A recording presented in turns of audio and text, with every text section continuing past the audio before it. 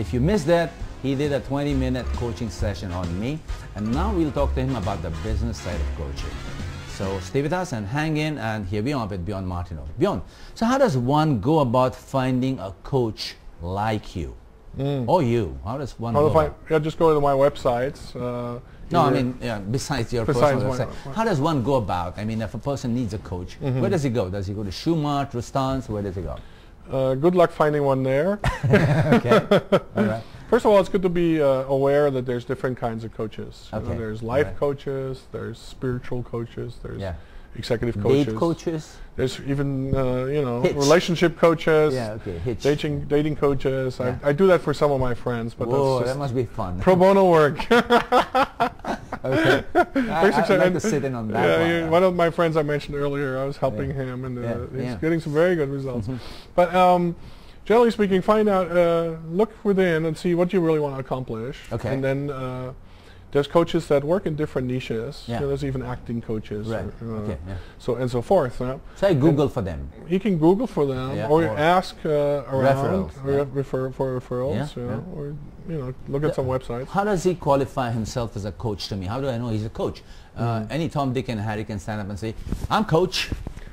So absolutely, a lot of people do that now. You know, this, a lot of people that are in between jobs, or former HR people, or people who've taken one class and say, "Okay, now I'm a coach." I'm coach. Okay. You know?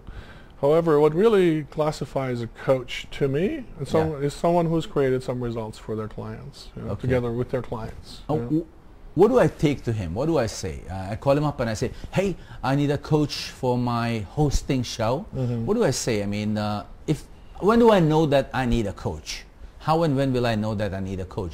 Should I take up coaching because coaching is so much in fashion, or should I take up coaching when I discover a need to be coached? Okay, so traditionally, at first, coaches were sought after because HR people thought there's some executives that, especially my niche in executive coaching, that need some help. Now, 10 years ago, that would have been the major work that we did. However, the work has transformed in a way that now coaching is no longer seen as a fix-it, or just a fix-it, but also as a prevention tool. Not a fix-it tool, not a prevention tool. No, a prevention tool. It could be also a prevention tool. Not a growth tool. It could be a growth tool. Okay. Yeah, it could be all these things. When you look at the East Coast, for example, in the U.S., in the East Coast, coaching is still pretty much viewed as is there something wrong with me? Do I need a coach? You know, psychotherapist. Well, it's almost like a psychotherapist, even though coaching really has nothing to do with psychology and therapy. It has nothing to do with it. Because psychology and therapy is mostly about the past. Right. Yeah, coaching is about the present and the future. Fantastic. So what you just did with me, you didn't go into my past. Yeah. Did you notice we didn't talk about your past? Oh, you didn't ask me what school did I go to. Or did your father spank you when you were 3? Well, you didn't ask me all that. I didn't ask you these things. Right? Okay. Why? It doesn't play a role. So that's what makes it different from therapy, counseling, and coaching. Yeah, as well as psychiatry. Psychiatry is about body chemistry. We don't talk about that. You know. So it's a very powerful tool. We talk about the present and the future and how to achieve things. Yeah. Okay, and then so after I found a coach. Did I answer your question? I think you did. I mean, that's how you find it. After I find a coach, so I find, say, Will Smith to fulfill my needs as a coach. What do I tell him, man? How do I contract him? What do I tell him? How much should he charge me? Is that the first question? Is that a great question or is that a dumb question? It's one question. It's okay. Eventually, you're going to have to find out. Yeah. Right. But how do you know? Is you ask about the history. What kind of history has the coach had in terms of clients? Who has he worked with? What kind of cases has he worked on or she worked on? You know, and see if there's some chemistry there between you and the coach. Is that necessary? Chemistry? Not 100%, but if it's negative chemistry, then I advise to stay away from that particular coach. So I move around, I surf around the net, I surf around the globe, I talk to people, and I find you. And I say, Bjorn, I need coaching. You were referred to me as a coach, right? And we have a conversation, and of course money is part of it, yes. and also scope of work and breadth of work and how much time the whole process will take. How much time does a process take? How much time would a coaching relationship or an engagement, what do you call it, engagement? Engagement, yeah. Engagement last? Well, on average it lasts about 6 months to a year. Wow. 6 months to a year. But it can be as short as one session. You know, Wow. I've coached one person, an executive. She was the owner of her company, and she, however, needed coaching on a personal relationship with her husband, and it was resolved in one session. Right. And it was a trial session, so I didn't charge for it. Right. And she walked away for free. So therefore, there you go. It can be as little as nothing for coaching. But it wouldn't be surprising. In Europe, they charge for a 4-month engagement 40,000 euros, which is a significant amount of money. You know? But it must bring value to them, or it must mean something to them. It must do them something. Yeah, and that's not even in the realm of things. That's not even the highest. Like my personal friend and mentor Anthony Robbins, he charges $1 million a year for coaching. So for one person. Oh, I'm not that person, you know. Not me neither. Well, let's ask that question. Okay. Let's challenge that question. Why am I not that person? A great question, isn't it? We leave it for the next show. Maybe because the enthusiasm, the energy is not there. But however, I see it in your eyes now. We'll leave it for the next show. Now, here's a question. No? A 1-hour coaching session and a 6-month engagement. Who decides that, hey, you need to be coached with me, or we need to go into this coaching engagement for just 2 days or for 2 years? Who makes that decision? Who makes that call? Well, in the end, the client makes the decision. I make the suggestions. Right. It's and then we start off with different scenarios. We may start off with a diagnosis. We do some interviews. Right. You employ some tools. We have some tools, some assessments, some personality profiles. Yeah. May have a conversation with their boss. You know, sometimes the boss who's the client, and then the person I'm coaching is the person I'm coaching. You know, it's like, so there's a three-way relationship. Does that create a challenge for you that? Say my boss here, the producer or the owner of the show says, my host there needs some coaching. So do I need to be agreeable to be coached? Absolutely. Yeah. And what if he commands me to be coached? Should I accept that command? Is there kind of a conflict in the... My invitation is to make coaching not a command, but an invitation. It's like, here's something that's available to you. It's an opportunity. It's going to support you, and I invite you to take this on. So there has to be a certain amount of personal one-on-one agreement rather than somebody being assigned to be coached. Yes. And in the end, you know, coaching is about empowerment. Right. To know if your coaching has worked is, do you feel more empowered afterwards than before? Then you know your coaching session has had an impact. So if you feel lower than before, then your coaching session didn't have a good impact on you. If you don't feel that great, then it didn't have impact. Yeah, but if you feel less great than before, you started the coaching session. So in that case, do I get a refund on my time and my investment, or that's bye-bye?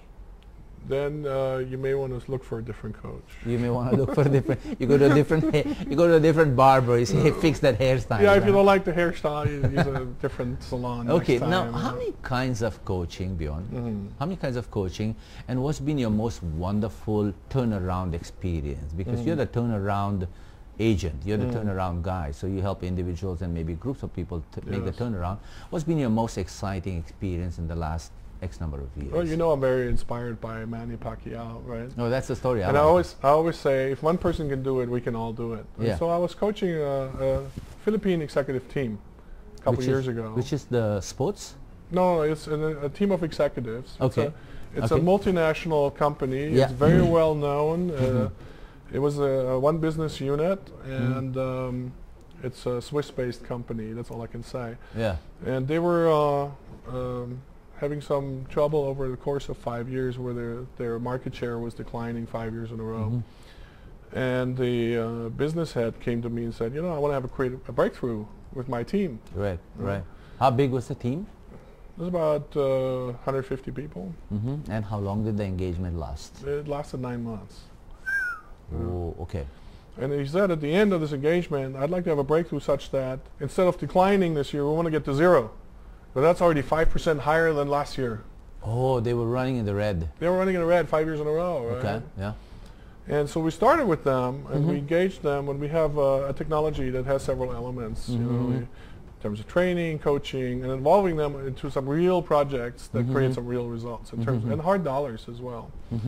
So they ended up running this program, and after a few months, they're already getting suspicious. The results are too good. Is somebody cheating? Yeah. And at the end, they realized, oh, we've grown 34%. So the only measure after a coaching engagement, whether a 2-day or a 6-month, is what the client tells you or what he feels. Do you have any specific tools to measure, like you have diagnostic tools? Do you have assessment tools? Do you have measurement tools post the coaching engagement? Yeah, the measure will largely depend on what is the client looking to gain, right? And so we'll measure against that. Yeah, if he's looking to have his team gain in confidence, we'll do a formal and informal assessments. Yeah? If he wants his team be more effective in terms of their sales, we'll measure that. And the results, of course, is the amount of sales they create. Right? And that's very visible. It's very visible. Fantastic. It turned out they even though what we did for them was not exactly inexpensive, they still earn 60 times more than what they spend on us. You know, it's not unusual to get a 10 times more out of results like ROI from coaching. It's not very unusual. Expanded horizon. Expanded horizon. So you should always gain more than what you spend. Bjorn, you've been in the Philippines now almost 10 years. You work with lots of Filipino executives. You know? What does the Filipino executive market need from where you are? As a coach who's been so successful, what does the leadership, the business leadership, not the political leadership, need today from your perspective, from your point of view, from where you sit and watch the world? From what I can see, from where I am, you know, I'm working with very, very successful executives, including very, very successful Filipino executives. Many of them are deployed all over the world, and they're fantastic individuals. Yeah. The key need I see is when you go down lower in levels in the organization, is that what's missing is confidence. Even though they're the C-level. Yeah. Yes, but not those people I'm working with directly, but the level below. Yeah. And so knowing how to do this, how to bring out the naturally present high levels of IQ that Filipinos have. And I have a theory why the IQ is so high, and that is because here in the Philippines, people grow up with multiple languages. That's why. So the brain development is challenged to a great extent at a very young age. You know, when people just learn to talk. And so the brain is very active at a young age, and that's why I believe Filipinos have very high IQ. Great. Bjorn, we are going to come to a close to this show. We have 60 seconds left. Now, I want to ask you this question. Bjorn, what will make you bigger? From a ranking of 0 to 10, what do you need to fulfill within yourself as a world's #1 executive coach? What's the room for growth for you? For me, that's exactly the crossroads I'm at right now, and the question I'm asking myself is, what's next for me? Because if you had asked me 10 years ago, what I wanted, I would describe the life I have today. You know, that's what and it was like a castle in the sky, and there was. And you're here. I am here today, right? And so, what's next? To me, it's bringing this to greater amounts of people, these possibilities. Would you need a coach? Would I need a coach? Are you offering? No, I don't know. Because I know you're also a coach. No, maybe I can recommend another one. A lady called Vicky Martinoff. You're talking about my wife. You know, even coaches need coaches. Yeah. Everybody needs a coach, and that's why, you know, you look at the world's greatest players like Tiger Woods. Why does someone like that have 3 coaches? Why? Simply because he wants to stay on top. They want to go beyond their horizon. If first it got him to the top, and now he wants to stay on top. You know, but so many people go through their life saying, what do I need a coach for? Is there something wrong with me? You know, there's nothing wrong with you. You just want to bring out all your potential, every single bit of it.